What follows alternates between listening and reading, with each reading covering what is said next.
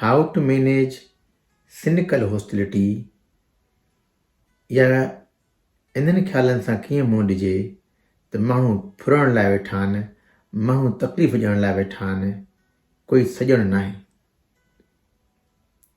हाणे पहिरियों वीडियोज़ में मां ॿुधायो आहे त इहा सिनिकल हॉस्टिलिटी आहे छा। त कुझु माण्हुनि जे ज़हन में इहे ख़्याल घणा ईंदा आहिनि त माण्हू फुरण लाइ वेठा आहिनि, तकलीफ़ ॾियण लाइ वेठा आहिनि ऐं सेल्फिश आहिनि माण्हू।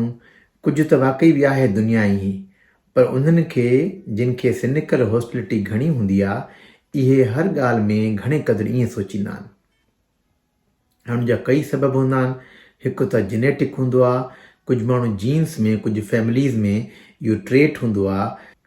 कुझु हूंदो आहे घर वारा नंढी हूंदे खां जी परवरिश थिए थी, उन में बि जेकॾहिं घर में इहो माहौल ॿारु ॾिसंदो, पीउ बि ईअं थो सोचे, माउ बि ईअं थो सोचे, जॾहिं विया कंहिं लाइन में बीठो आहे माण्हू हुते देरि थी थिए पई, ॾिसो हरू भरू देरि था कनि पिया, कंहिं कमु न कयो, कंहिंखे कमु चई कयो, हुन खां विसरी वियो, न ॼाणी वञे न की मुंहिंजो कमु करिणो ई न हो हुनखे। अगरि दुकान तो का शइ वठंदो, पैसा वरिता ॾिठी, वधीक वरिती, फुरण लाइ वेठा आहिनि, सॼो ॾींहुं फुरून दुकान ते। इहो बि नथो वठी आयो आहे, दुकान मुफ़्त में न मिलियो आहे हुननि खे, उहो बि कमाइण लाइ वेठो आहे।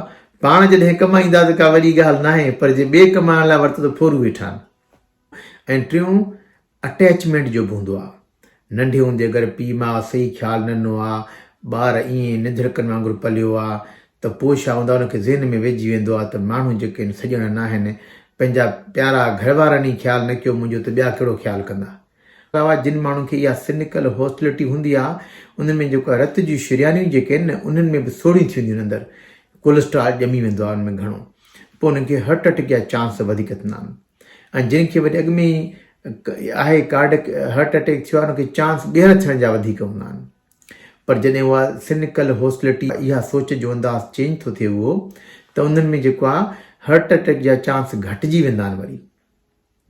उन लाइ हिकिड़ो जीअं ॿुधाए, हिकिड़ो माण्हू जीअं वॾो हिन ते कमु कयो आहे, doctor Redford Williams, Duke university में उन कमु कयो, त उन ॾिठो त अहिड़ा फिज़िशियन्स जंहिंखे जेको आहे इहा सिनिकल हॉस्टिलिटी आहे, इहो ज़हन में घणो ख़्यालु आहे त ॿिया सिर्फ़ु फुरण लाइ ऐं हर्ट करण लाइ वेठा आहिनि, तकलीफ़ ॾियण लाइ वेठा आहिनि, ॾिठो त उहे जेको आहे बाय ईयर एज 57 टाइम्स, 7 वधीक आहिनि, उहे मरी वञनि, उनजी डेथ थी वञे, कार्डिक इलनेस जे करे या ॿियनि जे करे डेथ थी वञे उन्हनि जी।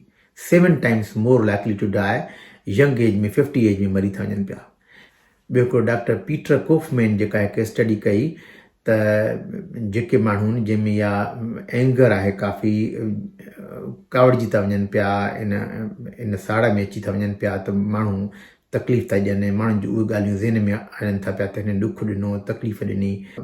हर दफ़े जंहिं महिल कावड़ था कनि पिया इन ॻाल्हियुनि ते, त रत जी शुरियानि में नंढा नंढा टीयर था थियनि अंदरि, ऐं आस्ते जॾहिं टीयर थींदो आहे अंदरि रत जी शुरियानि में, उते वरी कोलेस्ट्रॉल जमा थी वेंदो आहे, ऐं उहे रत जूं शुरियानियूं सोढ़ी थी वेंदियूं आहिनि। उहे उन ॾिठो त उन्हनि माण्हुनि में अगरि उहे हैबिचुअली बार बार ईअं सोचींदा रहंदा, हर ॻाल्हि ते सोचींदा रहंदा, त ईअं सम्झो 30 सालनि में उनखे इहा कोरोनरी आर्टरी डिज़ीज़ थी वेंदी, माना जेका चइबो आहे दिलि जी बीमारी थी वेंदी।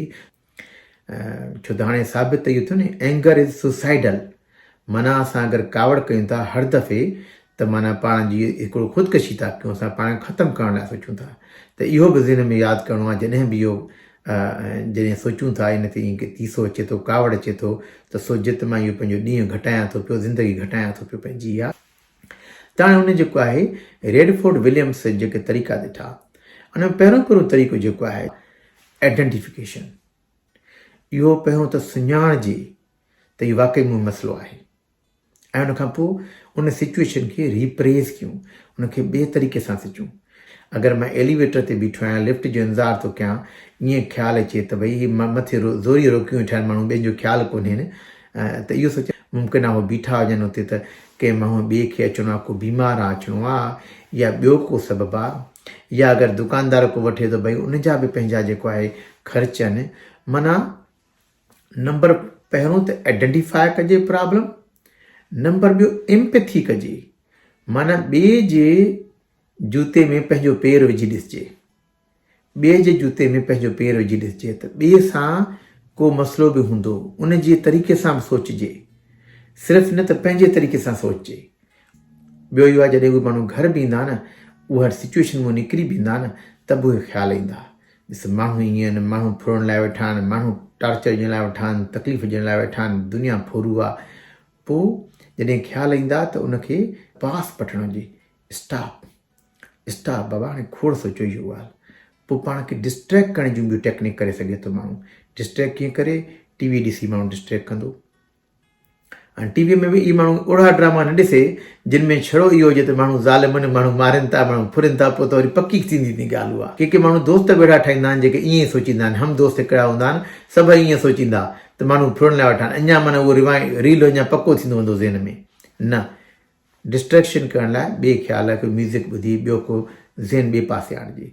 के माण्हू वञी एक्सरसाइज़ कंदा आहिनि, वॉक ते निकिरी वेंदा, त उहो जीअं ख़्याल थो हटिजे, माना डिस्ट्रैक्ट थिए, ॿिए पासे ॾे ख़्यालु थिए।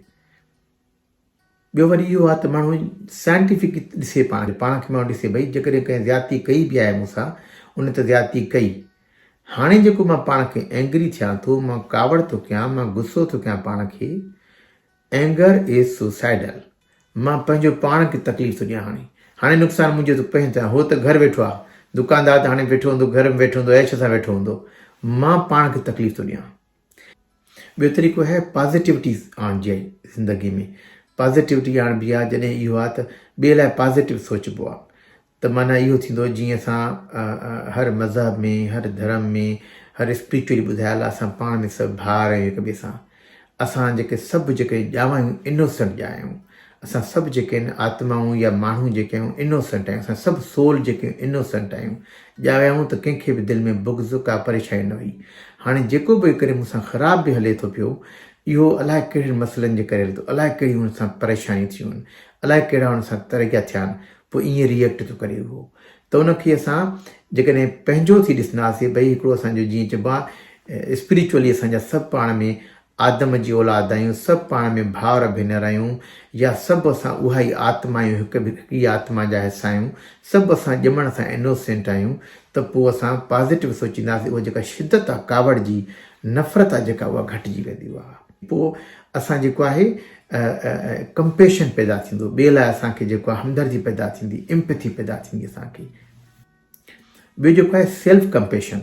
सेल्फ कंपेशन माना पंहिंजो पाण सां प्यारु करणो, पंहिंजो पाण खे इज़त ॾियणो, पंहिंजो पाण जो क़दुरु करणो। जॾहिं असां इहो सोचींदासीं त इहे जेका कयूं था, कावड़ था कयूं या ॿिए सां नफ़रत था कयूं, असल में पाण खे तकलीफ़ था ॾियूं, पंहिंजी लाइफ था घटायूं, पंहिंजी जेको आहे ब्लड प्रेशर था वधायूं, पाण खे बीमारियूं था पैदा कयूं पिया, त पोइ इहो असां उन ॻाल्हि लाइ थोरो अवॉइड कंदासीं। इहो सेल्फ कंपेशन करिणो आहे। सेल्फ कंपेशन जा कई फ़ाइदा आहिनि। जॾहिं पाण खे सेल्फ कंपेशन कंदासीं, पाण सां प्यारु कंदासीं, पोइ ई ॿियनि सां प्यारु थींदो। पोइ सोचींदासीं वाक़ई ॿिया सभु जेके आहिनि असांजा भाउर भेनर आहिनि, सभु पंहिंजा आहिनि असांजा। चाहे अॼु ख़राबु बि हले थो, इहो ख़राबु जेको हले थो उहो इन करे नथो हले त आहे ई ख़राबु माण्हू, अलाए कहिड़ी मुसीबत आहे हुन सां, अलाए छा ॻाल्हि आहे, अलाए कहिड़े तरीक़े सां रिएक्ट थो करे। कंपेशन थींदो हुन सां। पोइ जॾहिं कंपेशन थींदो, माण्हू सां नफ़रत घटि थींदी, माण्हू सां नफ़रत घटि थींदी, कावड़ घटि ईंदी, कावड़ घटि ईंदी, असां जेको आहे उहो पंहिंजी लाइफ एक्सपेक्टेंसी वधे। मेन ॻाल्हि आहे आइडेंटिफाई कजे प्रॉब्लम, त इहो मसइलो आहे मूंसां। जॾहिं आहे मसइलो मूंसां इहा, हाणे हिनखे हल कीअं करिणो आहे ऐं हल छो करिणो आहे, उनजो सबबु मां ॿुधायो। पंहिंजी ज़िंदगी आहे, पंहिंजी लाइफ आहे, इन लाइफ जो असांखे ख़्यालु करिणो आहे। चवंदा न टेक केयर, टेक केयर, सभिनी पंहिंजो ख़्यालु रखजांइ, पंहिंजो ख़्यालु रखजांइ। असांखे पंहिंजो ख़्यालु रखिणो आहे। हीअ वीडियो अगरि तव्हांखे पसंदि अचे, उनखे लाइक कयो, सब्सक्राइब कयो, घणे या घणो शेयर कयो। महिरबानी तव्हांजी।